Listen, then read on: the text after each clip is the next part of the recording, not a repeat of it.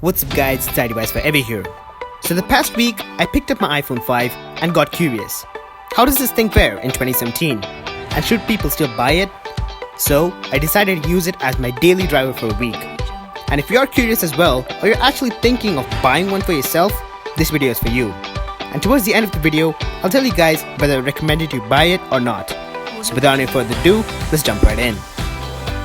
Let's first talk about the 5's design. The 5 by far is the best looking iPhone according to me.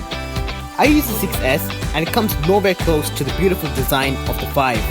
Another bonus is that if you have small hands, you can easily reach all the 4 corners of the phone. That's one thing I love about the 5. I can easily use it with just one hand. As long as we're talking about the design and the hardware of the phone, I have no issues at all. This is a beautiful, classy and a really strong device. Next up, specs and performance. The iPhone 5 has a 1.3 GHz dual-core processor and 1GB of RAM. While most of the iPhones don't really have impressive specs, but that's just on paper. On actually using them, they outperform all the phones out there. Unfortunately, this is not the case with the iPhone 5. I remember when I first got the 5 and it was running iOS 6. I was blown away by the performance, it was so fast. But then iOS 10 happened and ruined the experience completely. I'm not saying that it's really bad to the point that you can't use it. I mean, it's still a pretty solid device and it has no lags. But, it doesn't really have a buttery smooth experience either. But you gotta give it this. It runs smoother than many Android devices out there with comparatively better specs. So, performance-wise, the iPhone 5 on iOS 10 isn't the best. Now, we have the app and gaming experience on the iPhone 5. I really didn't face many issues while using apps on the 5. They are well optimized and run smoothly.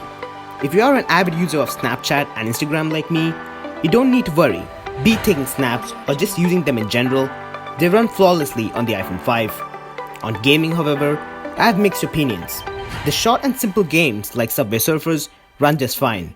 But if you move on to more sophisticated games with more usage of graphics like Modern Combat 5, you can play the game alright, but I did notice that the phone gets heated up fast. Moving on, let's talk about something we all use a lot on our phones. Yup, I'm talking about the camera. The iPhone 5 rocks a 8MP rear camera and a 1.2MP front camera. Though it's a 5-year-old phone, the camera on this thing is an absolute beast. It takes beautiful photos with the rear camera and there isn't as much noise as you expect it to be. It even takes beautiful 1080p HD videos. The low light photos, however, aren't the best. Other than that, I have no concerns with the rear camera on this phone. The front camera takes decent selfies and can also record 720p HD video. With these beautiful cameras, you don't have to worry about your Snapchat game go bad either.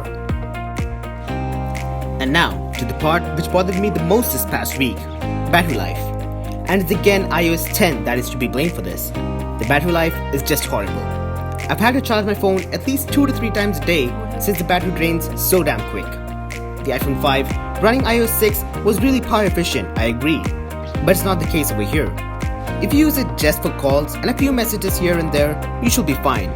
But if you multitask, play games, the phone's gonna die on you soon and you won't even know it. So, to the answer you've all been waiting for, do I recommend you to buy it? The answer is no. Sadly, the iPhone 5 cannot stack up to the phones in 2017. Yes, it has a beautiful iconic design, powerful cameras, but its performance and poor battery life is what gets it down. Still, if you are a person who uses their phone for calls, a few messages here and there, and playing games for short periods of time, this is a good phone for you. But if you are an avid user of your phone, please do not get the 5. However, I do recommend you to get the 5S instead. As it is a small step up, it has a better performance and a better battery life as well. So, save up your money, add some more dollars in there and go for the 5S. Well, that's it for this video guys. I hope you guys enjoyed it, and if you did, make sure to hit that like button and also subscribe for more guys. Thanks for watching and I'll see you guys in the next one. Peace out.